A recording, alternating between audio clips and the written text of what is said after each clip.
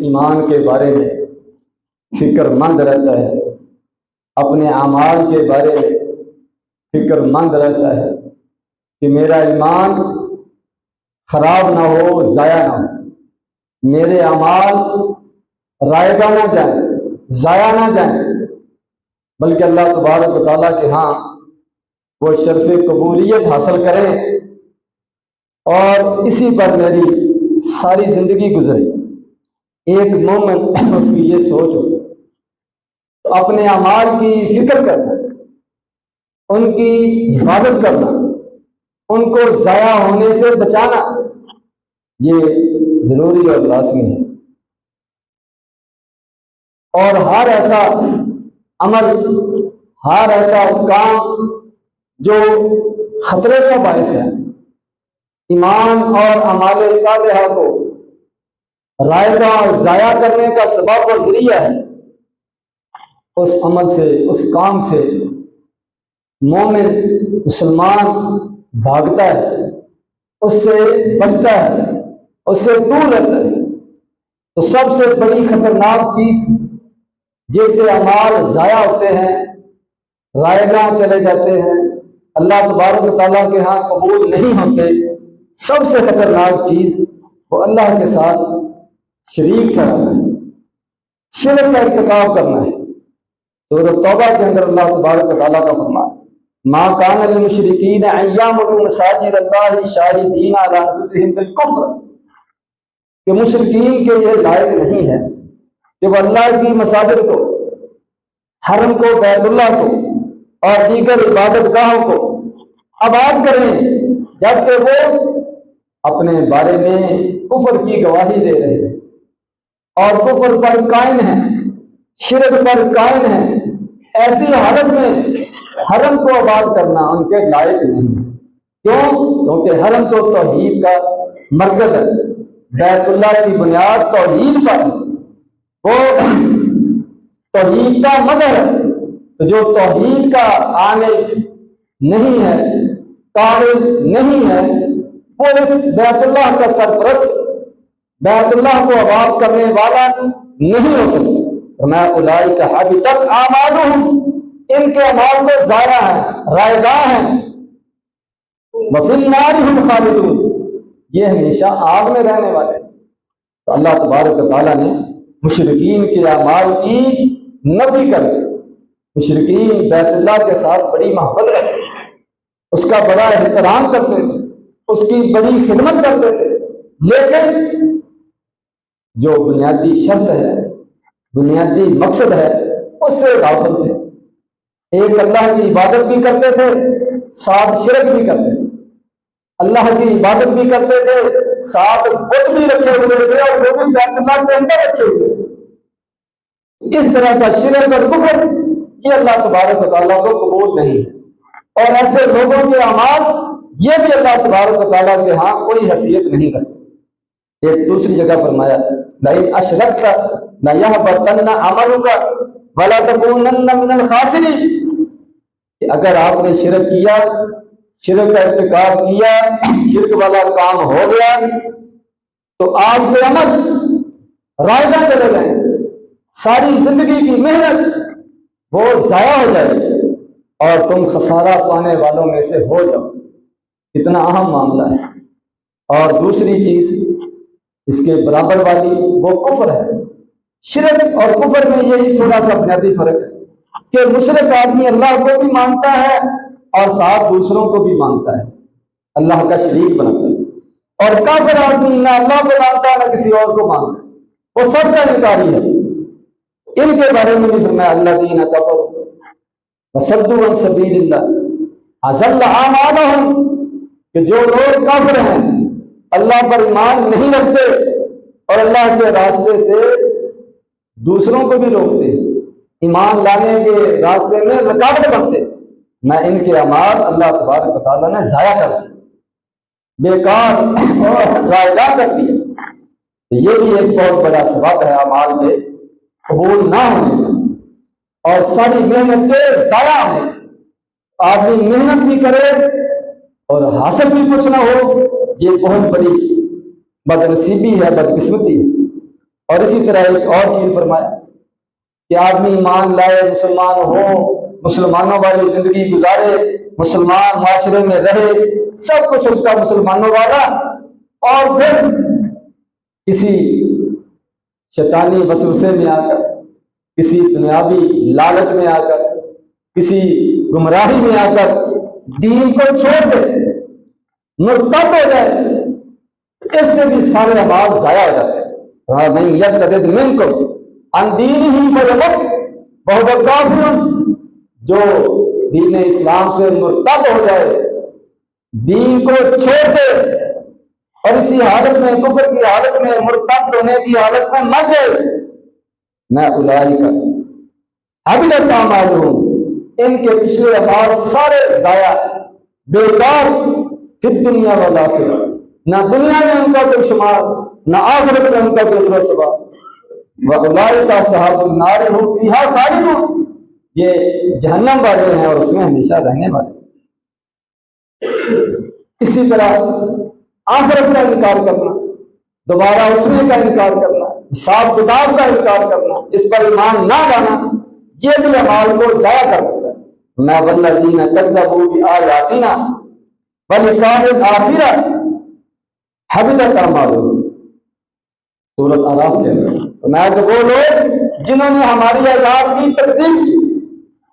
اور آخرت کی ملاقات، قیامت کا دن، دوبارہ اٹھنا، حساب کتاب، اس کی تکذیب کی، اس کا انکار کیا، ان کے اعمال بھی ضائع ہو، کیونکہ ہر بندہ کافر سے کافر کی کچھ نہ کچھ تو اپنی طرف سے نیک اعمال کرنے کی کوشش کرتا ہے۔ تو فرمایا کہ ایسے لوگوں کے نیک اعمال نہیں ہیں، اللہ تبارک و تعالیٰ کے ان کی کوئی حیثیت نہیں ہے، کوئی وزن نہیں ہے، وہ ہوا منصورہ، غبار بنا کر، ہوا بنا کر اڑا دیے جائیں گے، ان کا کوئی وزن نہیں ہوگا۔ اسی طرح جو اپنی زندگی کو اللہ اس کے رسول کی فرما برداری اطاعت میں نہیں گزارتا، نافرمانیاں کرتا ہے، من مرضیاں کرتا ہے، اس کے اعمال کے بھی ضائع ہونے کا خطرہ ہے۔ میں یا ایھا الذین آمنوا اطیعوا اللہ واطیعوا الرسول ولا تبطلوا اعمالکم، اے ایمان والو اللہ کی اطاعت کرو، اللہ کے رسول کی اطاعت کرو، اور اپنے اعمال کو باطل نہ کرو، ضائع نہ کرو، ان کو رائے گاہ نہ جانے دو۔ اگر تم اللہ اس کے رسول کی اطاعت نہیں کرو گے، اپنے تمام معاملات میں، اپنی معیشت میں، اپنی سیاست میں، اپنے عدالتی نظام میں، اپنے تعلیمی نظام میں، اپنے گھریلو نظام میں، اپنی خوشیوں میں، اپنی غمیوں میں اللہ اس کے رسول کی اطاعت فرما برداری نہیں کرو، قرآن و حدیث کو نہیں دیکھو، بلکہ اپنے رسم و رواج کو، اپنے آباء و اجداد کے طور طریقوں کو اور اپنی خواہشات کو ختم کرو گے تو تمہارے اعمال ضائع ہونے کا خطرہ ہے۔ یہ بھی بہت بڑی ایک خطرناک چیز ہے۔ اور اسی طرح فرمایا بخاری شریف کی روایت، من احدث فی امرنا ھذا ما لیس منہ فہو رد، کہ جو دین کے اندر کسی نئے کام کا، نئے عمل کا، نئی عبادت کا آغاز کرتا ہے، ایجاد کرتا ہے، تو میں وہ رد ہے، وہ قابل قبول نہیں ہے۔ اور دوسری روایت من عمل عملا لیس علیہ امرنا فہو رد، جس نے کوئی بھی ایسا کام کیا ثواب سمجھ کر، نیکی سمجھ کر، جس پر ہماری مہر نہیں ہے، ہماری طرف سے اس کا حکم نہیں ہے،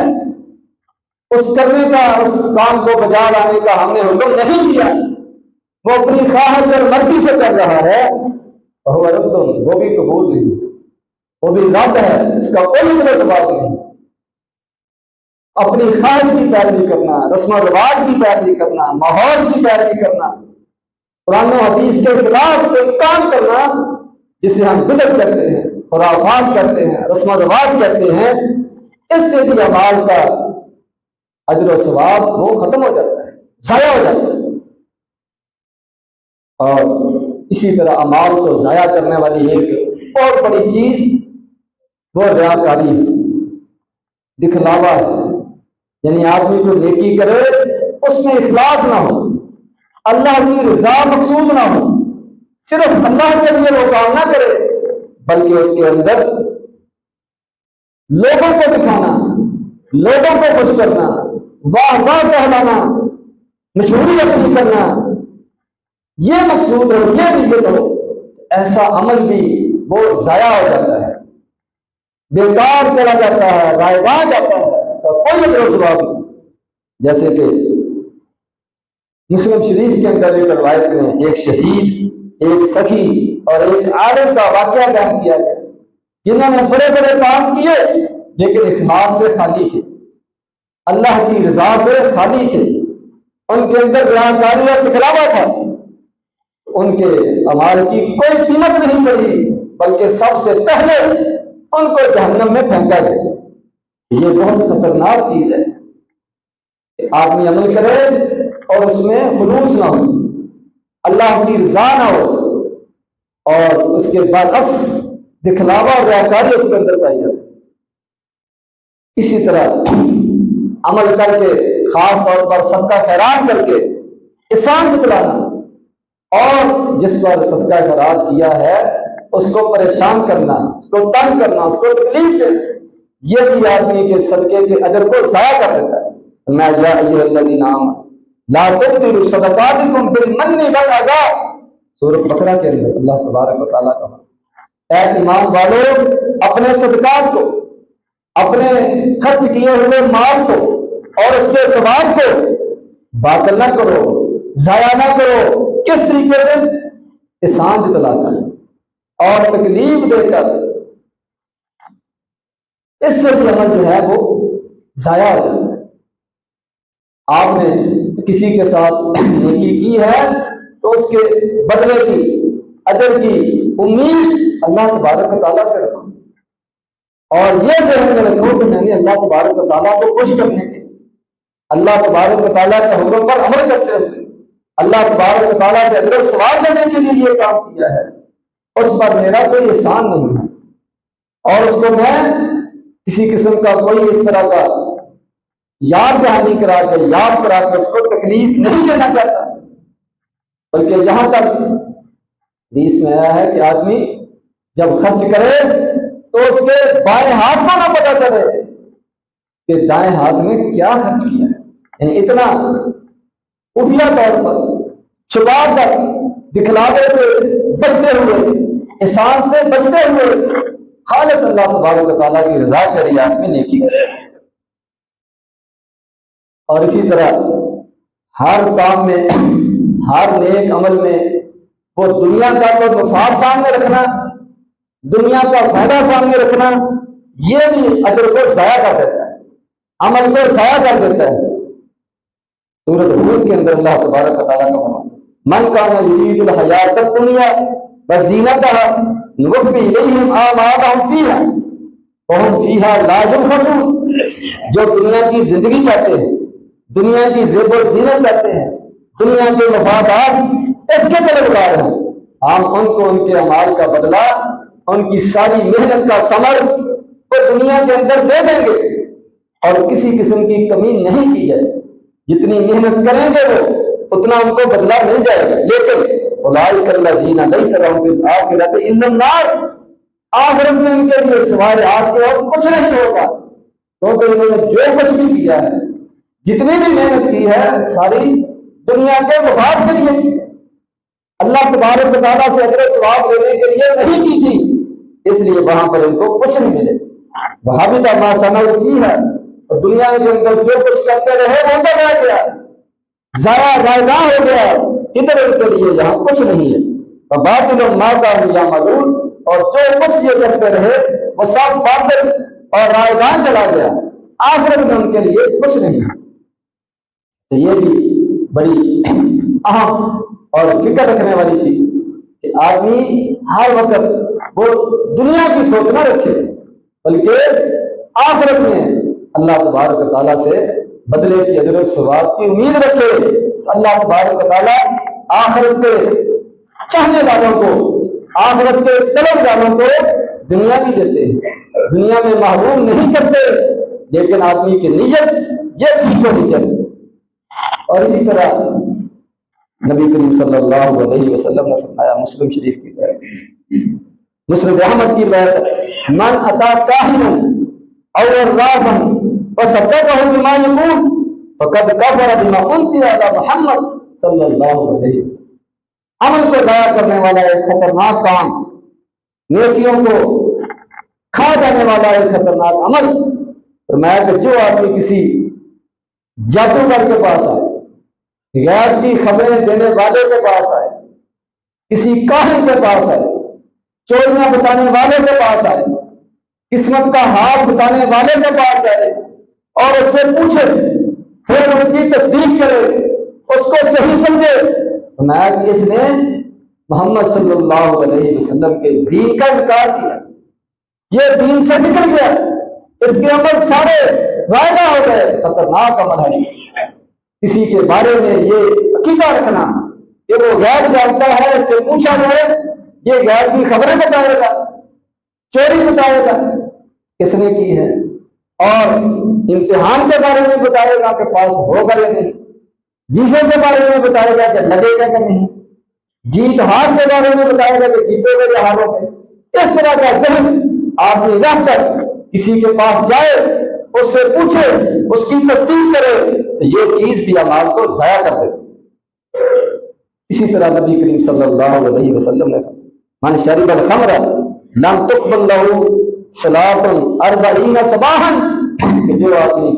نشہ کرتا ہے، نشہ جیسے عقل پر پردہ پڑ جاتا ہے، آدمی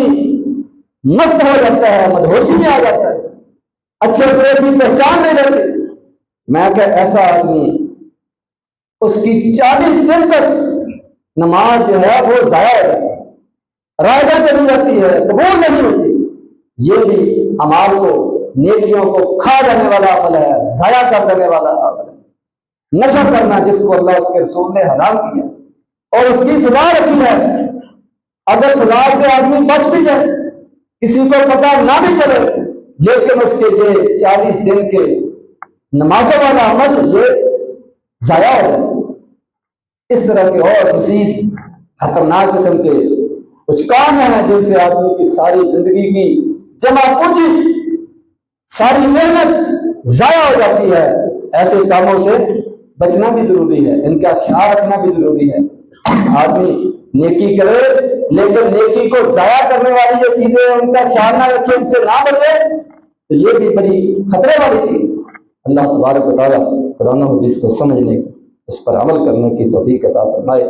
وآخر دعوانا الحمدللہ۔